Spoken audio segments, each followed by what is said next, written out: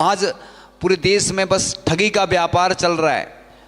लोग क्या कर रहे हैं, बेवकूफ़ बना रहे हैं, ऑनलाइन बना रहे हैं, कोई दुकानदार भी ऐसा कर रहे हैं और शास्त्रों में भी मिलावट हो रही है।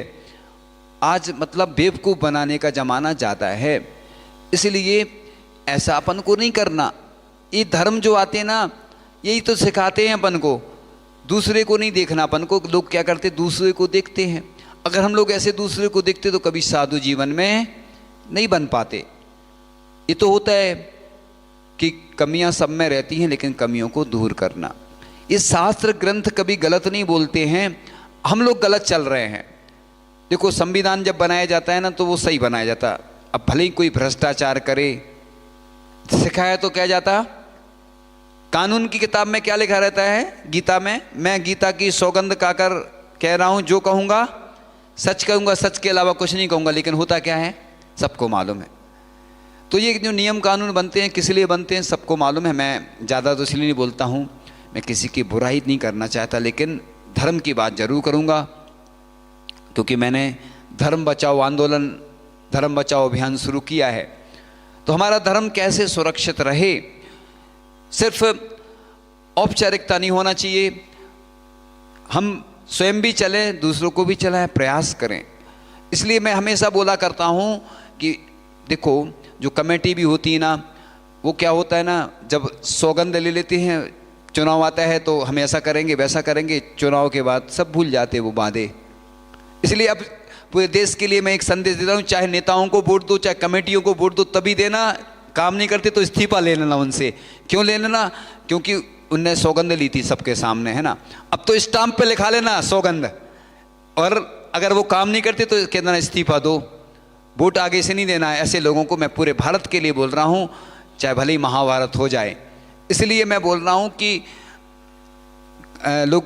लोग चाहते हैं कि ये हमारी मदद करेंगे, चाहे वो गौशाला हो, चाहे पाठशाला हो, चाहे कोई भी मंदिर हो, ट्रस्ट हो, पूरे देश के लिए बोल रहा हूँ। चाहे चुनाव कोई भी हो, चुनाव नहीं भी हो, ऐसे व्यक्तियों को आगे लाना जो काम कर सके। क्योंकि ऐसे में निर्माल का दोष भी लगता है, क्योंकि जो पद ले लेते हैं काम नहीं करते, दूसरा भी नहीं करता, वो करने नहीं देते। हर चीज़ के लिए पूछना पड़ता है, बताना पड़ता है, जाना पड़ता है, कुछ काम होती नहीं। भगवान भी अब भगवान भरोसे रहते हैं, भगवान की स्थिति क्या है, ग्रंथों की क्या है, निर्ग्रंथों की क्या है। व्यवहार होता है ना, तो बस कुछ दूर हो जाता है, फिर बस पल्ला झाड़ लेते हैं लोग। हमें क्या मतलब, वो देखेंगे व्यवस्था, वो देखेंगे, बस फोटो खिंचवाने, वीडियो बनाने सब तैयार हैं। हमारा नाम नहीं आया तो भैया काम तो करो, नाम तो अपने आप अमर हो जाएगा। प्रसिद्धि किसको मिलती है, जो अच्छे काम करते हैं। नाम के लिए अगर काम करोगे तो कभी तुम्हें कुछ मिलने वाला नहीं है। तो इसलिए बस इस प्रकार से सरल सरल अति सरल बन, जो चाहो अपवर्ग, धर्म कुटिलता को तजो, चलो मार्ग उत्सर्ग, कैंची नहीं सुई बनो, क्षण क्षण सिलती कंथ, टूटे दिल जो जोड़ दे, वही संत का पंथ। इस प्रकार से वही संत का पंथ होता है।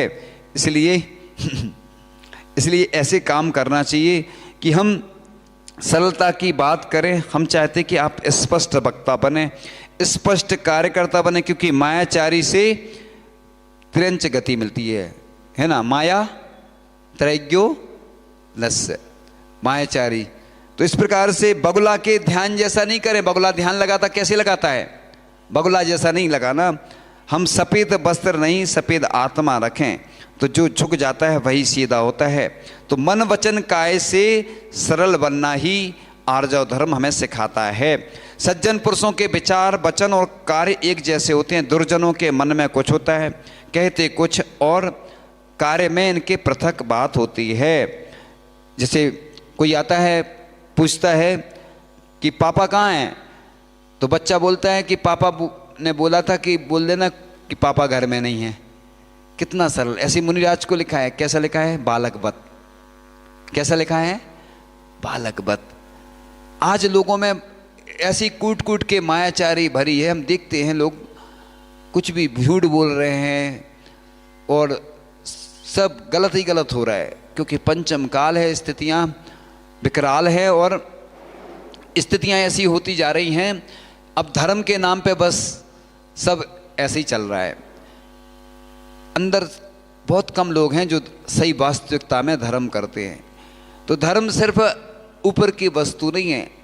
इसलिए हम लोग देखते हैं कि लोगों को आनंद काय में आता है, उसी में आनंद आता है। लेकिन साधु संत यही कहते हैं कि अपन को अपने जीवन में कुछ अच्छा करना है, जिससे कि हमारा पुण्य बढ़ता चला जाए।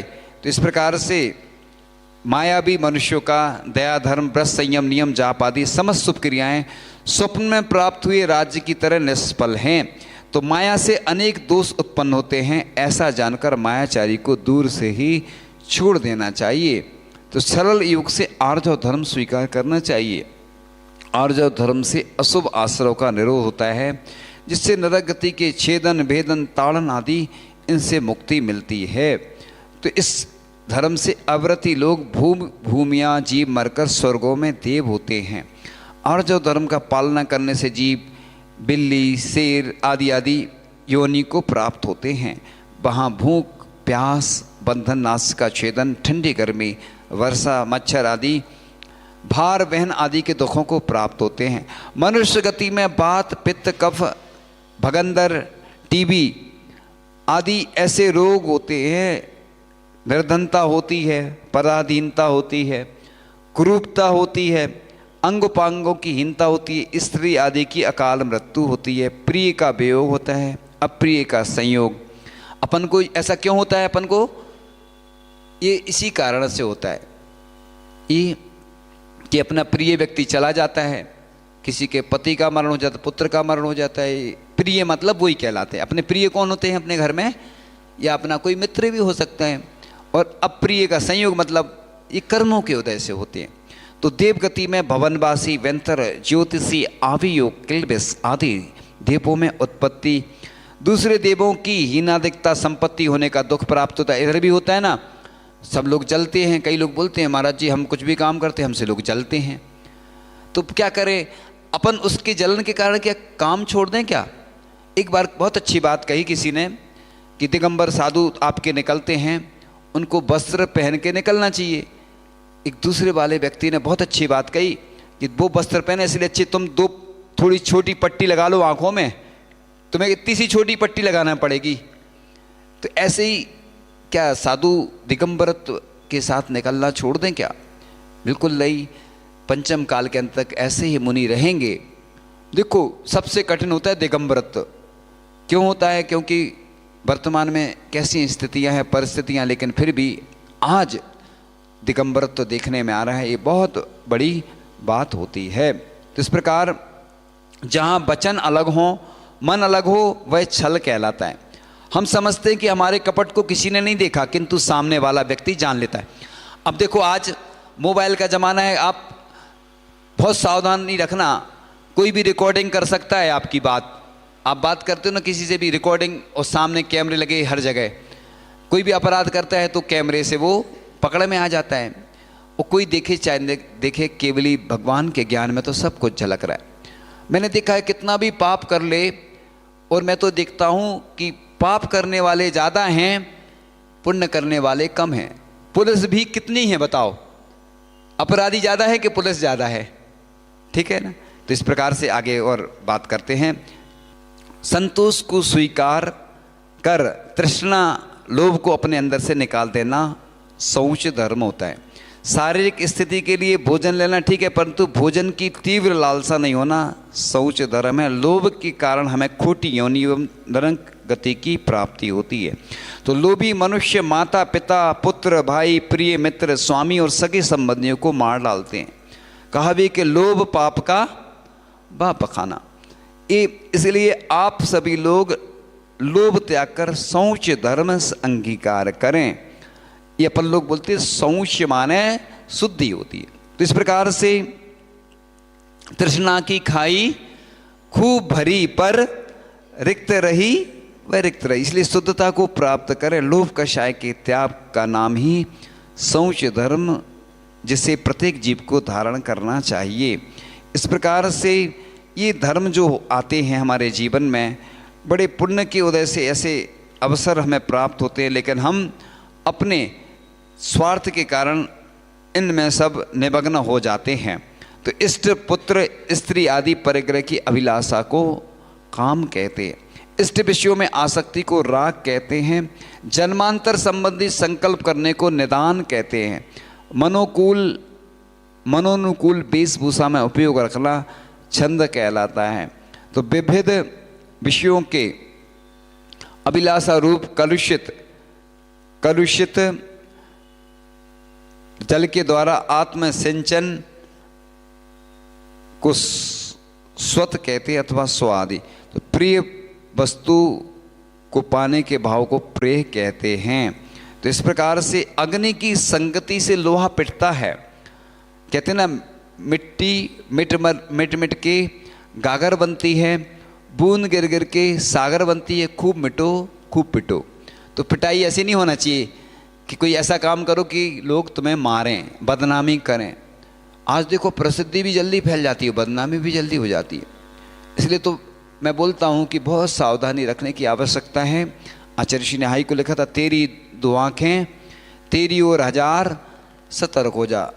लोगों को लगता है कोई नहीं देख रहा है, लेकिन अपन को पल पल सावधानी रखने की आवश्यकता है। तो लोभी हमेशा भविष्य की चिंता में खोया रहता है।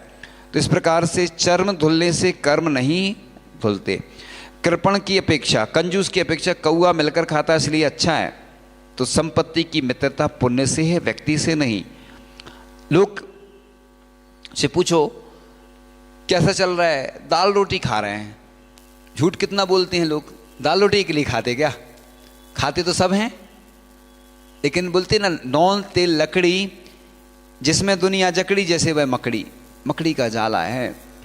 और पेट भरने के लिए तो कितना चाहिए पड़ता, थोड़ा सा पेटी भरने के लिए।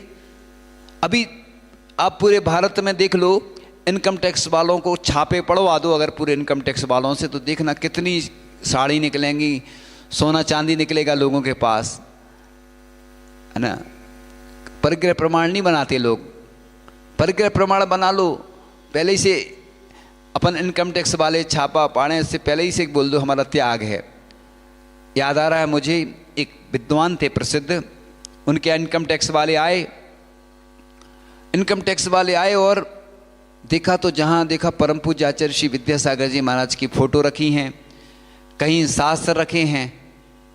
तो वो वापस चले गए, इनकम टैक्स वाले वापस चले गए कि ये व्यक्ति इतना धर्मात्मा है जिसके यहाँ हर जगह शास्त्र ही शास्त्र रखे हैं, फोटो रखी हैं, तो मुझे तो विश्वास नहीं कि ये गलत काम करेगा। एक और व्यक्ति हैं, प्रसिद्ध दानदाता हैं, भारत के प्रसिद्ध, और वो पर्यूषण का समय चल रहा था, बीनावारा की बात थी, और इनकम टैक्स वाले उनके घर में एकदम से, इनकम टैक्स वाले क्या करते हैं, एक साथ रेट पड़ती है उनकी।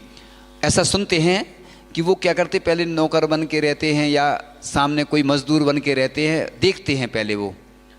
इनकम टैक्स वाले छापा ऐसे नहीं पाड़ते, पुलिस इनकम टैक्स वाले हों चाहे साधु भी हों, जब तक कोई शिकायत नहीं करता तो वो कार्रवाई नहीं करते हैं। ऐसा मतलब सुना है हमने, पक्का नहीं कह सकते, लेकिन वो तभी कार्रवाई करते हैं जब शिकायत आती है। इनकम टैक्स वाले ऐसे ही करते हैं, शिकायत आती पूरी छानबीन कर लेते वो, तब फिर इनकम टैक्स वाले आते हैं। शिकायत कई लोग करते हैं ना, जिनसे जो जलते हैं ना, चिढ़ते हैं बिजनेस में, तो ऐसा होता है। अब वो इनकम टैक्स वाले एक साथ रेट पड़ गई, फ़ोन आया, बोलते हैं वो मैं तो पूजन कर रहा हूँ, उनको जो ले जाना हो ले जाने दो। देखो कितना संतोष। तो बस ऐसा ही हुआ। बाद में शायद ऐसा हुआ कि उनने कहा कि मैं पहली बार ऐसा हुआ कि मुझे कुछ नहीं मिला। दो उदाहरण मैं ऐसे दे रहा हूँ इनकम टैक्स वालों के। इसलिए इनकम टैक्स वालों से लोग डरते हैं। हमारे तो मित्र हैं इनकम टैक्स वाले क्यों हैं इनकम टैक्स वाले हमारे मित्र क्यों हैं बताओ? क्योंकि हमें कुछ नहीं रहता, और हमारी तो अच्छी चर्चाएं भी हुई, लेकिन हम किसी की व्यक्तिगत बात यहाँ से नहीं बताते हैं, अलग से बता देंगे। हमारे तो अच्छे संबंध हैं इनकम टैक्स वालों से, इसलिए हम उनके लिए प्रोत्साहन देते हैं कि हम तो कहते हैं इनकम टैक्स वालों से कि आपको नहीं मेहनत नहीं करना पड़े, बिना ही उसके लोग दान कर दें तो अच्छा है। कि इनकम टैक्स वाले लें, बेइज्जती होती ना, पूरे में मीडिया में फैल जाता है, बदनामी होती है। एक बार जोक सुना था एक बार एक जोक सुना था कि देखा था कहीं पे, सुना तो नहीं, देखा था कि एक लड़की की, एक व्यक्ति था, उसकी लड़की की शादी नहीं हो रही थी या लड़के की, ऐसा कुछ था। और उसने क्या किया, सेटिंग कर ली इनकम टैक्स वालों से, और इनकम टैक्स का छापा पड़ गया। सब लोग संबंध वाले आने लगे उसके यहाँ, अरे मालूम नहीं था कि इसके पास इतना पैसा है। तो कई लोग ऐसा भी करते। एक बार एक आर्टिस्ट था, कलाकार फिल्मी, उसकी पिटाई हुई, गुंडों ने पिटाई की, तो पकड़ा गया गुंडों को। तो गुंडों ने कहा इसी ने पैसे दिए थे हमारे लिए। तो आजकल तो ये भी करते हैं लोग, प्रसिद्धि के लिए कुछ भी कर लेते लोग। तो ऐसा नहीं करना चाहिए। लेकिन मैं तो कहता हूँ इनकम टैक्स वाले आपके यहाँ छापा पाड़ने हैं, पहले से आप अपने इनकम का पहले से टैक्स दो ईमानदारी से, और भगवान को दान कर दो ना। भगवान को पार्टनर बना लोगे ना तो कोई इनकम टैक्स वाला नहीं आएगा। उनके पास इतना टाइम भी नहीं है ना, वो कब आते हैं जब कोई शिकायत करता है। इसलिए अपन लोभ के बाद लोभ होता ही है, समय से पहले किस्मत से ज़्यादा ना किसी को मिला है ना मिलेगा। तो क्रोध अंधा होता है, मान बहरा होता है, माया गूंगी होती है और लोभ नक कटा होता है। तो जड़ जोरू और जमीन झगड़े की जड़ तीन, जिनको 50 वर्ष शास्त्र सुनते हो गए किंतु धर्म के स्वरूप का ज्ञान नहीं हुआ, यह सब अन्याय का धन और अभक्ष्य भक्षण का फल है। आत्मानुशासन में लिखा है कि जो नदियों में बाढ़ आती है वो काहे से आती है, गंदे पानी से आती है। आप देख लेना, मुझे भी अनुभव है कि जब भी पैसा आता है ना, ईमानदारी से कम ही आता है पैसा। आप चाहे कोई भी हो, वो हम ज़्यादातर नहीं बता सकते, समझ जाओ। कॉमन बोलने में हमें दिक्कत नहीं होती, किसी व्यक्तिगत पर्टिकुलर किसी का बोलोगे ना तो वो फिर आप देख लेना ईमानदारी से कम ही आता है पैसा।